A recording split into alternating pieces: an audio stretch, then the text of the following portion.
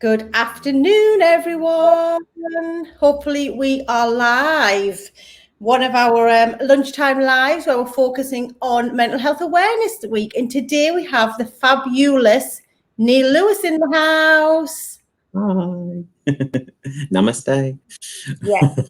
So Neil is going to be talking to us about his journey with meditation and how this has helped him with his mental health, and also share some tips with you about how to be calm.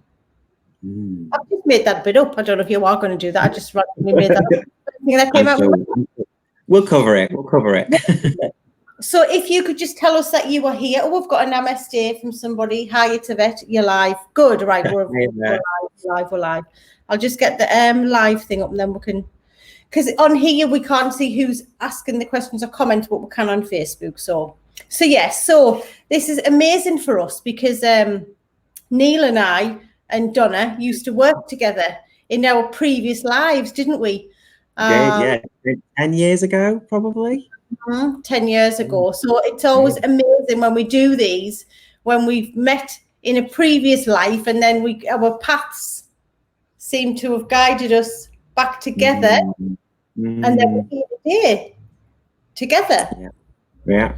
Which is funny how things work, isn't it, really? And I don't know if anybody that's watching knows, but I've spent some time getting some coaching from Donna and Cheryl as well, which has been absolutely fantastic. I was having an intensive, and I had half a day left, and then lockdown hit. So I'm craving some time with my ladies at the moment. But it's been great to be able to sort of spend so much time in the solar system and see all this going on. It's just very, very sane keeping at times like this.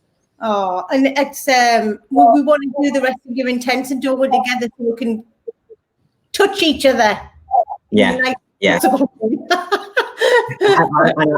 I know we could do it via Zoom. I have absolute confidence and faith that the time that I would spend with you and Donna via Zoom would be just as powerful. But anyone who's not worked sort of intensively with Donna and Cheryl yet will know that there is an energy when you're with them.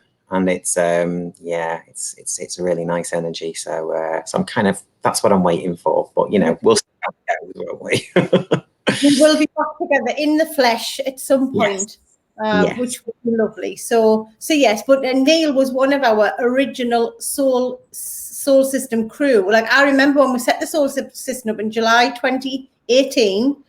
You were one of the original members, and can you remember when we did the book club and we did the Gabby Bernstein Universe Has Your Back? And I have to say, I said this to you when we last spoke. You introduced me to the Universe Has Your Back and to Gabby Bernstein, and it's changed my life. So that's something that I will forever be grateful to you and Donna for. Thank you. I mean, she must have made quite a bit of profit over us telling everybody about that book. Yeah, she must have actually. Yeah, just some shares or a kickback or something. Yeah. So tell us about your turning your dislike for meditation into then becoming a yoga teacher. I know. Can you believe it? A yoga teacher and a meditation teacher. Yeah, really bizarre.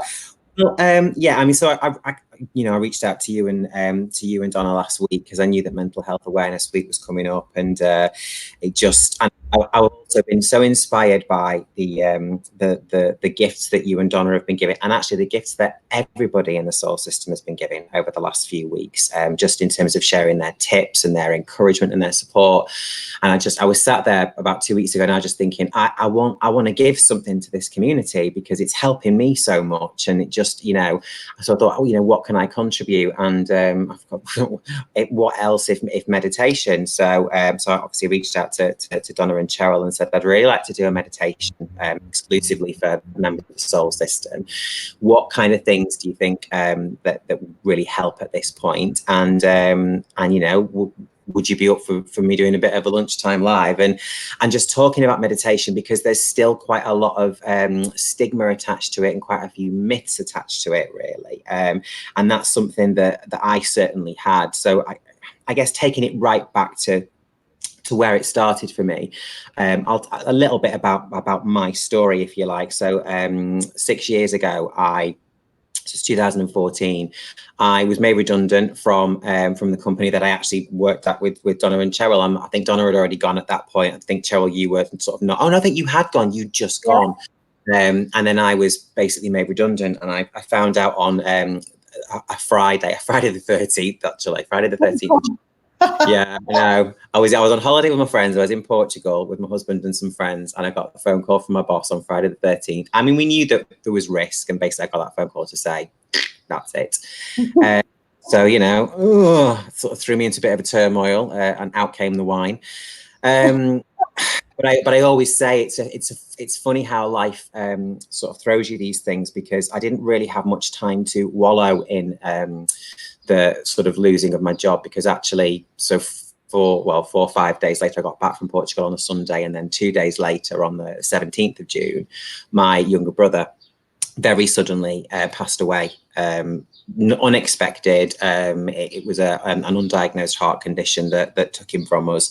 He was 24. I was 34 at the time. 10 years between us. I've always had a very strong connection to Adam, and almost paternal, because I think of the age difference. You know, being so much older than him, I remember his sort of babyhood and his childhood and him growing up really clearly, which I don't think you probably do when you've got sort of smaller age gaps between things. So needless to say, this was absolutely devastating for me, for our entire family. I mean, it's the worst thing that's ever happened to me. I don't think anything worse could ever happen to me, to be honest. Other than probably losing my husband, I think we prepare ourselves. The natural order of things is that we're going to lose our parents and we're going to lose our grandparents. But when you lose someone who's younger than you, and so suddenly, nothing can prepare you for it.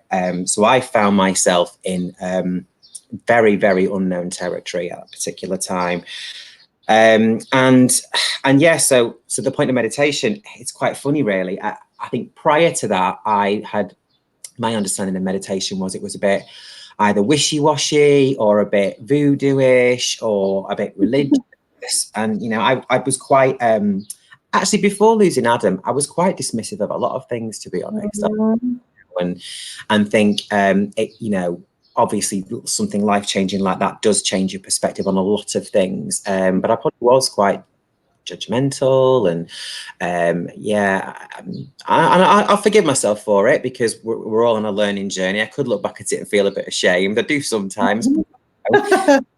These are the things that happen to us. But I guess what I'm probably most ashamed about is my attitude towards meditation, because at the time when Adam passed away, my husband, actually, who had been more skeptical than me to begin with, and one of our friends were going to meditation classes. They were actually going to meditation classes with a Buddhist monk, who was, oh God, I tell you what, I mean, I'll get to that in a minute. So they'd been going to these meditation classes. I had shamefully been laughing at them for going to these meditation.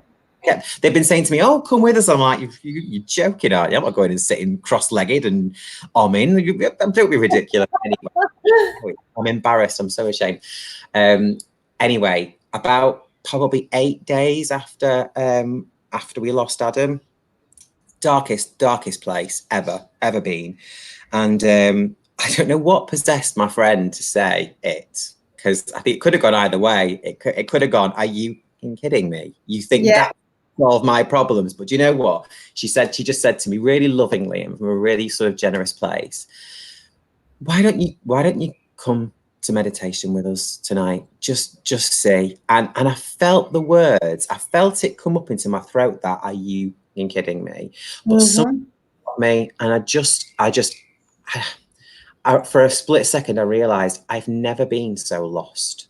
I've never been so just flailing in the world. I haven't got a job. My entire family is broken. You know, we're just, and this voice in my head just said, "Be open to anything that might help you right now."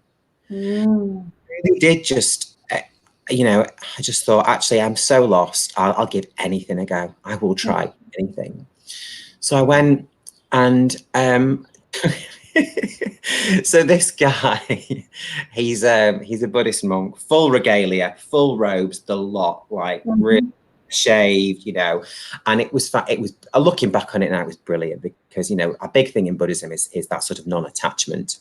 which I didn't really understand at the time, and I do now. And that's not necessarily something I wouldn't say I'm a Buddhist. It's not something I necessarily buy into. I like my attachments, but that's the point.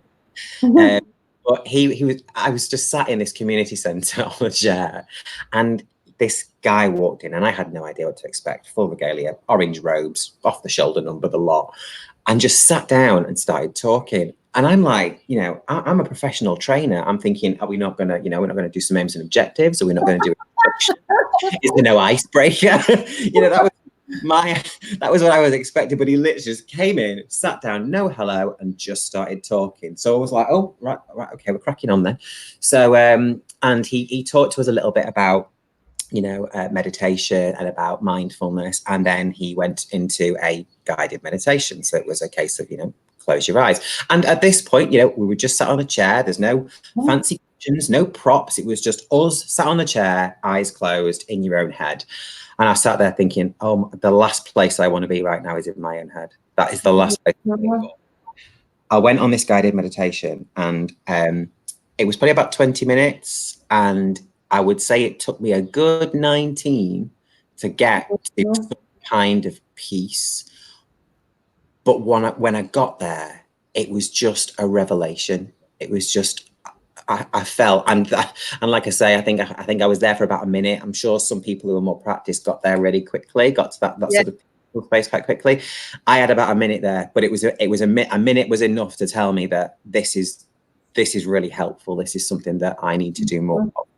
And I guess it wasn't until I opened my mind to it and actually really understood what it was that I was almost blessed with this experience, really. And I found something that even in my darkest times was potentially helpful.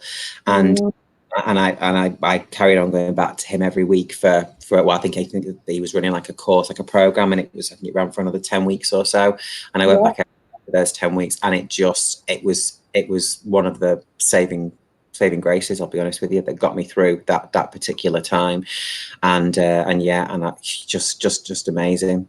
So that was how I was ultimately converted to meditation. Converted. Oh, thank you for sharing that, and being vulnerable and open and honest about the journey that you've been on, because it must have been absolutely heartbreaking. And it's interesting, isn't it, when you say, like, and we all get this, where you could feel it, are you fucking kidding me, coming up the throat, but a whisper, we would know it, a whisper, the source, the universe, God, whatever the hell you want to call it, something appeared that you thankfully tuned into to say, look, give anything a shot, because you feel so lost, and you went, it guided you there, and yeah, the rest was history. It's amazing. Thank you to your friend.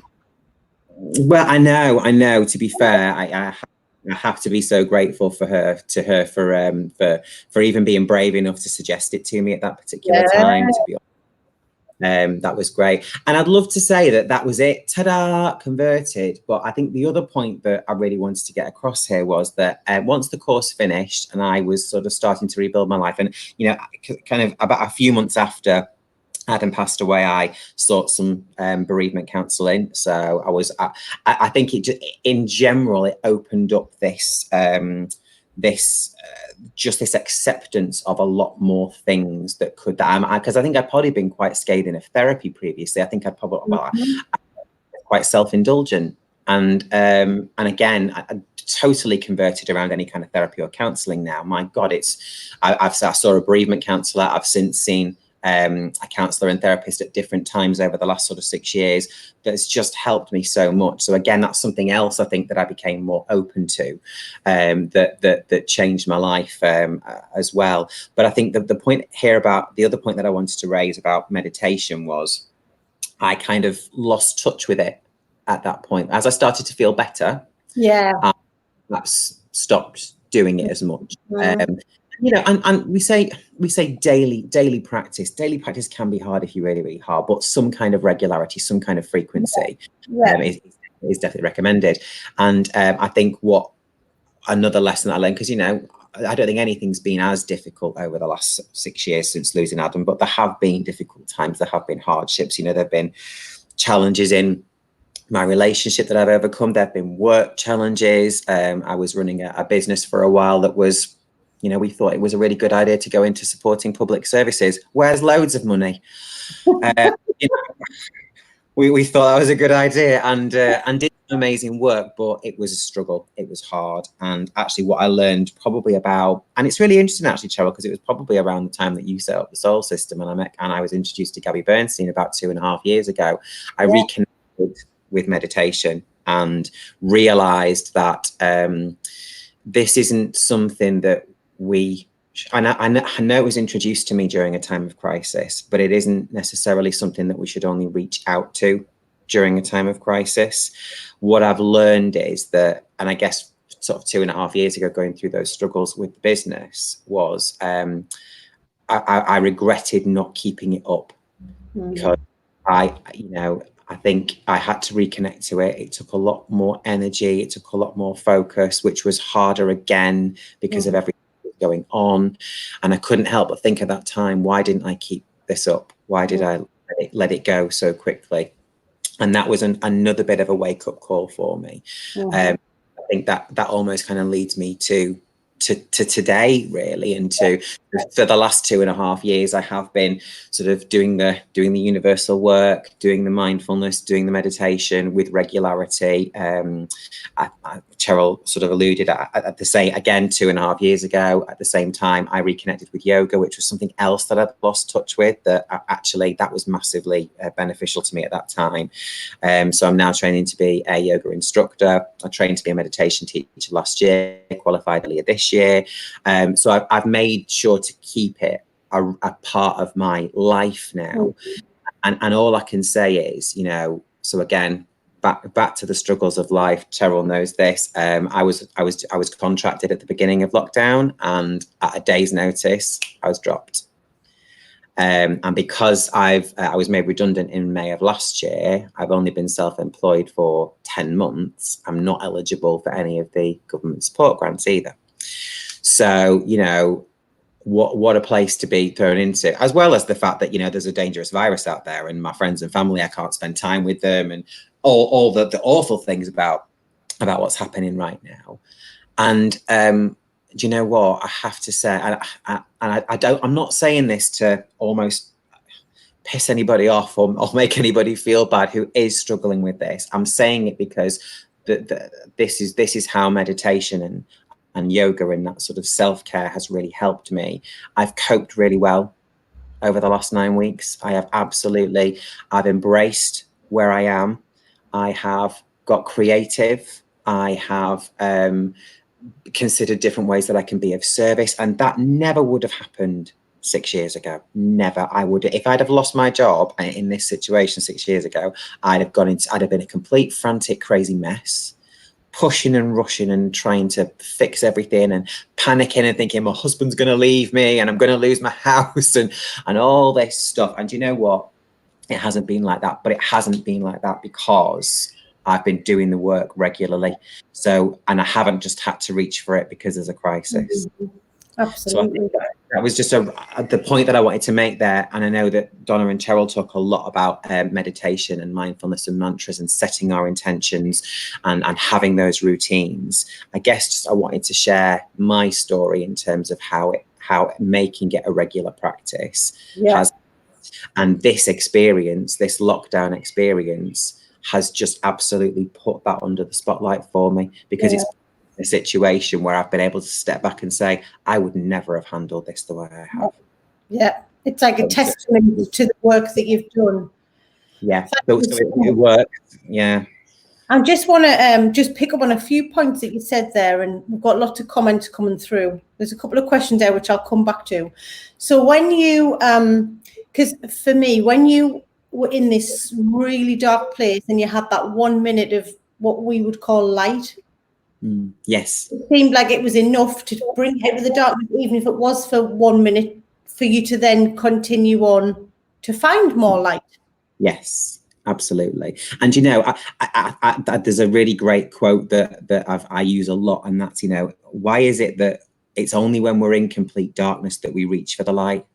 Yeah. It's a shame that things have to get to that space before we actually, when I talk about why do we only reach for these things when we're in crisis, you know, it seems like the crisis is what pushes us to reach for the light. But once you find it, it's very hard to let go of it then. Yes, absolutely. And I love the fact that, and again, just to pick up what is Mental Health Awareness Week, the fact that you then felt able, after this experience, to go and see a bereavement counsellor and to see a therapist where you'd previously been skeptical. And that's just, we're in Mental Health Awareness Week. We want everyone to know and to feel that that is available to them. And there's no shame, because it has a lot of shame attached, but there's no shame. There was, I think there was shame, there was self-indulgence, these were all the stories that played in my head. Yeah. And whether or not it took me feeling justified to reach out for these services, and I think that's a self-compassion thing, self-kindness thing. I've never been kind enough to myself to think that I deserved support or help or a spiritual experience or whatever that was. And it wasn't until I was in the deepest grief. And it's funny, we look back now, you know, I always say to my friends, there was a point where everything was so busy at that time, and I just said to John, I said to my husband, I said, will you do me a favor? Will you just text over, just try and get them all in one place at the same time, so I haven't got to have 18 different conversations. Get everybody together. And he did, and they did, and it was just exactly what I needed at that particular time. And since then I've always said how grateful I am that my friends did that for me. But they will say to me, what did you expect? Why didn't you? That you've no need to be grateful for that. And I think that's how I felt at the time. I felt like reaching out for anything or reaching for the light was self-indulgent, and I wasn't deserving of it. And it's a shame that it took a very, very, you know, sudden and serious bereavement to make me realize that self-compassion is our birthright. You know, being kind to ourselves and wanting the best for ourselves. It's not self-indulgent and it's not egotistical. It's what we deserve, and it's being kind to ourselves. So, you know, yeah, it's a shame that it took that for me. And I guess why I feel this is, I really wanted to get this across in this session was, and I've said this so many times, please don't wait for the darkness to come. You don't have to. Don't have to. Reach for the light now. Find your level of self-compassion now. Open your mind to things that might help you and support you now. Because, you know, you don't have to wait for the light. You really, the darkness. Sorry, you really don't. I wish I had. Absolutely, and like you say, when we're fit. Oh, I'm going a bit echoey. When we feel as if we're fixed, we stop the practice. Because we know everything's okay now, and as you say, then when you wanted to reconnect, you find the daily practice was harder to do. And we'll have a question there around there. Wait, I'll just try and get it back up again. About did you find you had a massive resistance to keeping your regular practice? Is a question. It wasn't a resistance. It was just a lack of respect for it. I think it just like you say, it's that whole I don't need this anymore. So you let it go, and so it wasn't resistance. It was perhaps it was not understanding or respecting the power that regular practice can actually have until you realise that you've lost it almost. And once you have that realisation, your regular practice becomes just something that you're so much more. It's part of my life now. You know. It's not something that I ever resent. It's not something that I ever feel, oh God, I've got to do my meditations. So even that's it. I've got to do them. Haven't got to do them at all. I do them because I need to, and I do them because I know that actually every day they do bring some light to my day. Even on, you know, it's harder to see on okay days because I'm okay anyway. It's not until you find yourself slipping back into dark times and noticing how differently you react to those things and how much calmer you can stay.